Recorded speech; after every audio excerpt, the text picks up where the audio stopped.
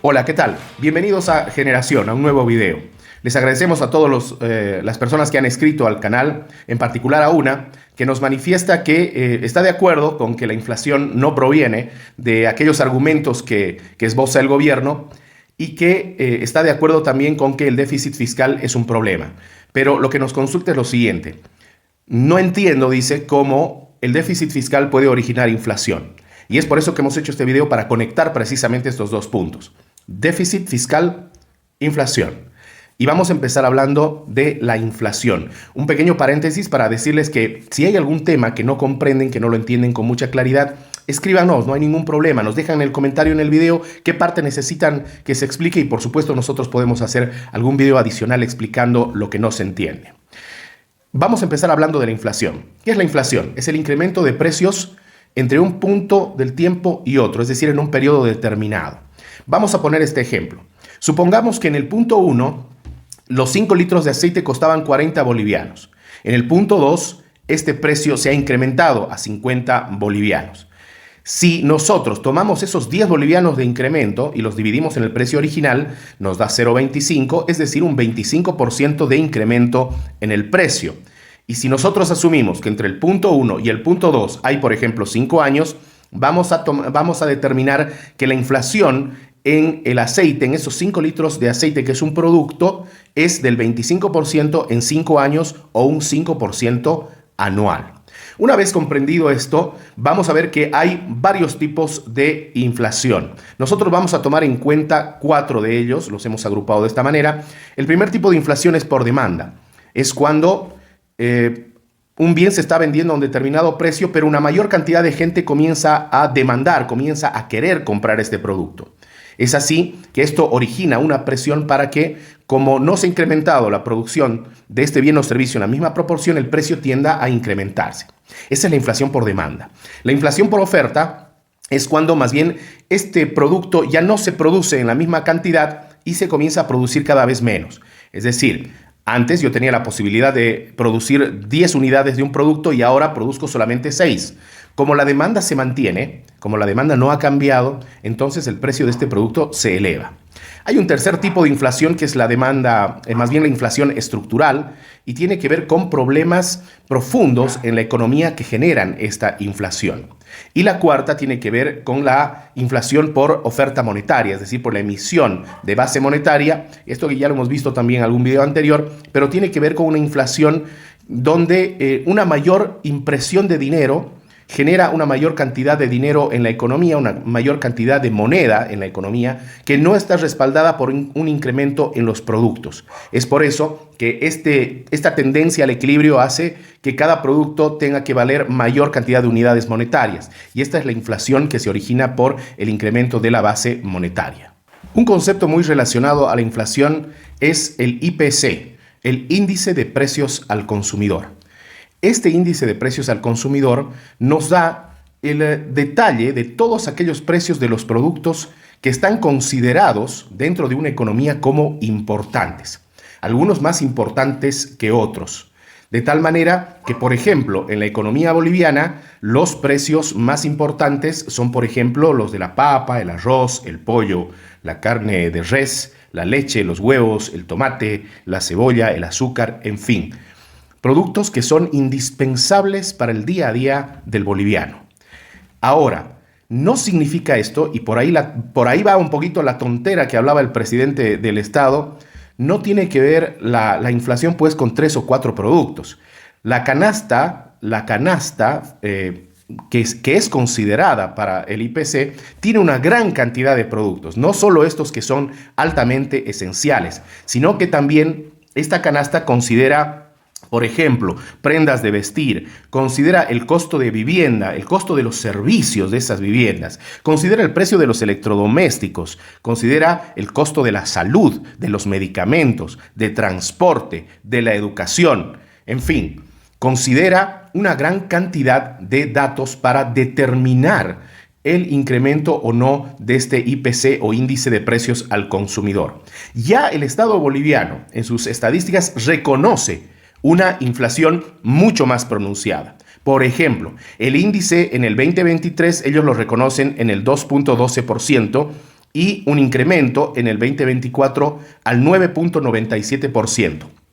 Un reconocimiento de la inflación que ya es importante. Estamos hablando de 4 veces la inflación del año pasado y por supuesto que no proviene de 4 productos, sino que al comentarles esto de que el IPC considera una gran cantidad de bienes y servicios, es ahí que obviamente una inflación tan pronunciada no puede provenir del incremento de 4 de ellos. Y por supuesto que este 9% y el 2% del año pasado, estoy casi seguro que están subvalorados. Usted me lo dirá en los comentarios si estoy en la razón o no, pero basta con ir al mercado, basta con ir a la tienda, basta con pagar los servicios básicos, basta con ir a ver cuánto cuestan los medicamentos hoy en día, como para darse cuenta que el 2% del año pasado y el 9% de este año están subvalorados, sino que es una inflación mucho más pronunciada.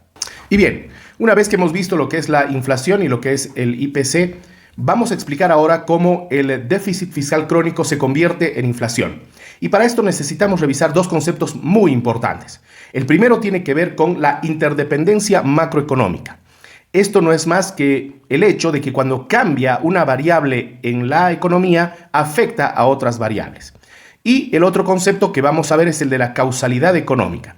La causalidad económica dice que cuando hay un cambio en la economía, en este caso, cuando se comienza a generar un déficit fiscal crónico, esto origina una serie de cambios en la economía, origina una cadena de movimientos macroeconómicos que en este caso nos llevan al efecto final que es la inflación.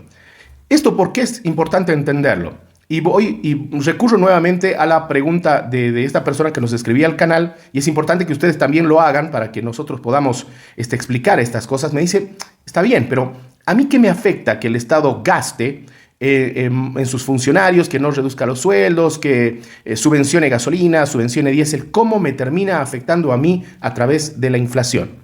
Eso pidieron que expliquemos y por eso vamos a iniciar. Tomando en cuenta estos 2 conceptos que son la interdependencia y la causalidad, vamos a ir explicando cómo el déficit fiscal se convierte en inflación. Empezamos. El déficit fiscal crónico, que se origina en el 2014 y va hasta el 2024, originado por un gasto excesivo en sueldos y salarios y en subvenciones, termina generando una deuda interna y externa en nuestro país. Una deuda interna a través de los bonos, una deuda externa de organismos multilaterales para financiar este déficit fiscal. Y terminan fallando porque pese a la deuda, el déficit fiscal continúa creciendo. Esto obliga al Estado a emitir moneda. Y esta emisión monetaria va a ser el primer origen de la presión inflacionaria. Y una tercera causa del déficit fiscal es que hay una presión sobre los recursos fiscales y además hay un decremento en las reservas internacionales. Esta disminución en las reservas internacionales se dan básicamente por 2 causas. La primera es por el esfuerzo del Estado en mantener un tipo de cambio fijo, que el gobierno dijo muchas veces que mantenía el tipo de cambio fijo para tener estabilidad en la economía. Bien, esto funciona, pero por un tiempo muy corto. Estamos hablando de más de 10 años de tener tipo de cambio fijo y restringir al mercado y todas sus capacidades para poder volver a reencaminar la economía de nuestro país. Y finalmente vemos que este tipo de cambio fijo termina generando un problema más grave, que es una disminución en las reservas monetarias internacionales, que también, por supuesto, se han visto afectadas por la subvención que realiza el gobierno a la gasolina y al diésel. Otro aspecto que tiene que ver con no dejar libre al mercado. Si progresivamente el país se hubiera ido adecuando a los precios internacionales, no hubiésemos tenido que realizar estas subvenciones y no hubiésemos afectado a nuestra alcancía, por decirlo de alguna manera, que son las reservas internacionales. Pero en resumen, este déficit fiscal genera, ¿sí?, a través de este movimiento en las variables macroeconómicas, termina generando deuda interna y externa, emisión monetaria en el país y termina generando presión sobre los recursos fiscales y las reservas internacionales. Y vamos a ver ahora en este caso, qué efectos causa una emisión monetaria. Como lo decíamos en los tipos de inflaciones que analizábamos, hay una inflación por exceso en la base monetaria, por exceso en la emisión de moneda. Si hay más moneda en la economía, por supuesto que esto tenderá a generar una falsa ilusión de mayor poder adquisitivo, de mayor liquidez, y los precios terminan siendo afectados de alguna manera. Por lo que esto es importante tomar en cuenta. Un incremento de la base monetaria que va por encima del crecimiento del Producto Interno Bruto, del PIB, es decir, si nosotros hablamos de una inflación, como dice el gobierno, que yo creo que es un poco subvalorado, pero dice que es del 9% y el PIB crece al 3%, entonces tenemos un exceso de base monetaria del 6% que por supuesto tiene que generar presión inflacionaria. Y por el otro lado, vemos que las reservas internacionales, decíamos, han decrecido y han decrecido por la importación de gasolina y diésel. De tal manera que los efectos que origina este decremento en las reservas internacionales son la escasez de dólares en el mercado interno, afecta por supuesto a los importadores que producen pan, por ejemplo. La harina comienza a ser más cara, por tanto el pan es más caro. A todos aquellos que tienen que importar insumos o repuestos para sus fábricas terminan teniendo problemas porque no hay dólares en la economía, cuesta conseguirlos a un mayor precio, cuesta mucho más mandarlos al exterior y esto termina afectando a su costo de producción y por tanto termina afectando a los precios. Este decremento en las reservas internacionales también causa problemas, por ejemplo, en el tema de insumos médicos, en medicamentos, el costo de vida se termina elevando. Es aquí donde encontramos varios tipos de las inflaciones que hemos ido viendo y como un factor, digamos, más subjetivo está la incertidumbre. Cuando las personas se dan cuenta que hay problemas en la economía, que cuesta mantener los dólares, es decir, que el banco no los entrega con facilidad, que hay mucha incertidumbre, entonces tiende más a ahorrar. Ya no va a gastar esos dólares, los va a meter bajo el colchón. Y esta incertidumbre también afecta a los precios en la economía. Ahora, si seguimos analizando los efectos, vamos a las reservas internacionales y una disminución en las reservas internacionales tiene los siguientes efectos. Primero, la escasez de dólares en el mercado interno. Segundo, la afectación a las importaciones. Porque al no haber dólares en la economía, cuesta conseguirlos, hay que ir al mercado paralelo a conseguir estos dólares, cuesta mandarlos al exterior y por supuesto las importaciones de bienes, de insumos, de repuestos terminan siendo mucho más costosas. La inflación también viene, decíamos, es parte de la canasta a través de la salud, a través de los medicamentos. Medicamentos que hay que pagarlos en dólares y como no hay dólares en la economía, por supuesto que todo se termina encareciendo y finalmente la persona que va a comprar sus medicamentos a la farmacia los termina comprando a un precio mucho más elevado. Aún hay mucho más. ¿Qué pasa cuando se afectan las importaciones? Cuando las importaciones de bienes o insumos son afectadas, se genera un desabastecimiento primero de los bienes esenciales, porque en la economía boliviana no producimos todo lo que consumimos. Generalmente hay que importar, sobre todo cuando se ha ido quitando el estímulo a los productores, por ejemplo, de maíz, tenemos después que importar la harina. Y cuando la harina importada es cada vez más cara, entonces, por supuesto, hay productos como el pan que terminan incrementándose en su precio. Pero no solo eso, si hay dificultad para importar, termina habiendo desabastecimiento.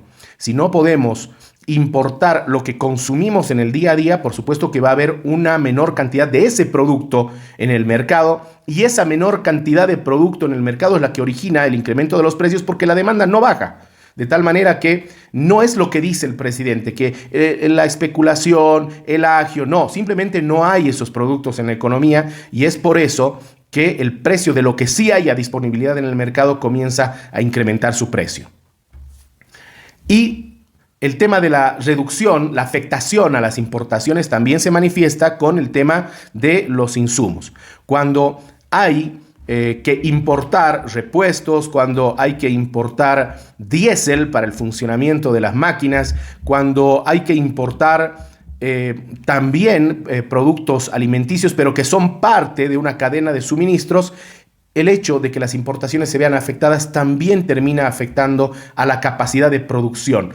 Es decir, cada vez vamos a producir menos internamente de lo que producíamos ayer y es por eso que los precios se terminan afectando, esto por la inflación por oferta que veíamos en la primera parte del video. Si antes producíamos 100 y ahora producimos 80, pero el mercado sigue demandando las 100 unidades, entonces esas 80 van a tener un precio mayor y aquí es otro de los factores por los cuales se manifiesta la inflación.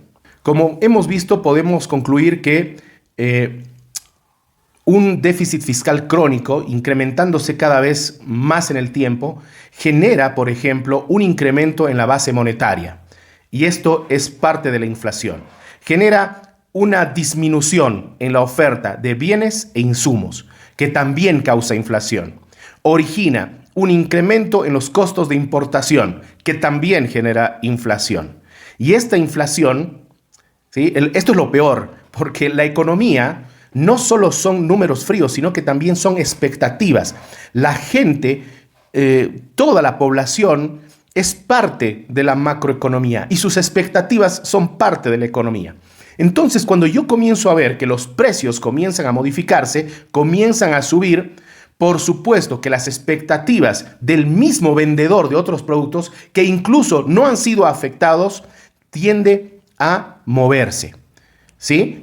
Puede ser que yo sea un vendedor de un producto que no es afectado directamente por el déficit fiscal, pero veo que todos los otros productos en la economía comienzan a incrementarse. Y por ende, mi expectativa es que los productos van a seguir incrementando de precio y que después el dinero que yo gane por las ventas de mi producto no me van a alcanzar para comprar esos productos. Por tanto, tengo que incrementar también los precios en los productos que yo vendo. Es decir, la inflación a través de las expectativas de más inflación genera una inflación superior. ¿Por qué? Porque la gente quiere anticiparse a los precios. Y por supuesto que el Estado, como respuesta a este incremento de precios, siguiendo con su propia mentira, trata de controlarlos. Trata de mantener de alguna manera, no rigiéndose al mercado, sino más a lo que es una política de Estado. Trata de controlar los precios en la economía. Y lo hace en este caso el Estado mediante EMAPA, que puede funcionar por un momento nada más, pero lo único que hace este control de precios es seguir distorsionando el mercado. Cuando el Estado intenta controlar los precios, lo único que está haciendo es generar mercados paralelos. Y la generación de mercados paralelos es una distorsión del mercado. Por tanto, aquellos que no pueden competir contra EMAPA simplemente van a producir menos. Y producir menos reduce la oferta agregada de esos productos y esto tiende a no otra cosa que profundizar la inflación.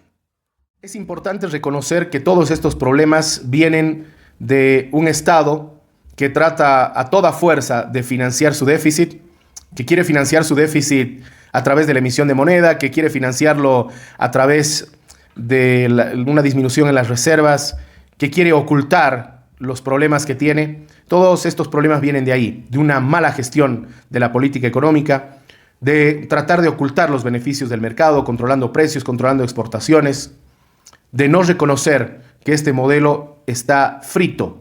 Este modelo no funciona y nunca funcionó. La imagen, la fantasía que generaba un modelo que funcionaba era el dinero. Bolivia funcionaba porque tenía dinero del gas. Cuando ya no lo tiene, nos damos cuenta que es un modelo fallido, que lo único que genera es gasto, que lo único que genera es déficit y lamentablemente, como te expliqué en este video, tiene que ver ya contigo. Este modelo genera inflación, genera problemas, genera que tu dinero cada vez valga menos. De tal manera que es importante reconocer lo que no hace el Estado, reconocer el problema que es el déficit fiscal. Una vez reconociendo este problema, vamos a poder encontrar las soluciones. Yo sé, he postergado un video más el tema de las soluciones, pero era importante que veamos juntos que la inflación proviene del déficit fiscal. Curar el déficit fiscal va a curar la mayoría de los problemas que tiene esta economía originada por un modelo fracasado, por un modelo fallido, un modelo que no funciona, y que cualquiera que proponga o mantenerlo o modificarlo a medias no está proponiendo absolutamente nada.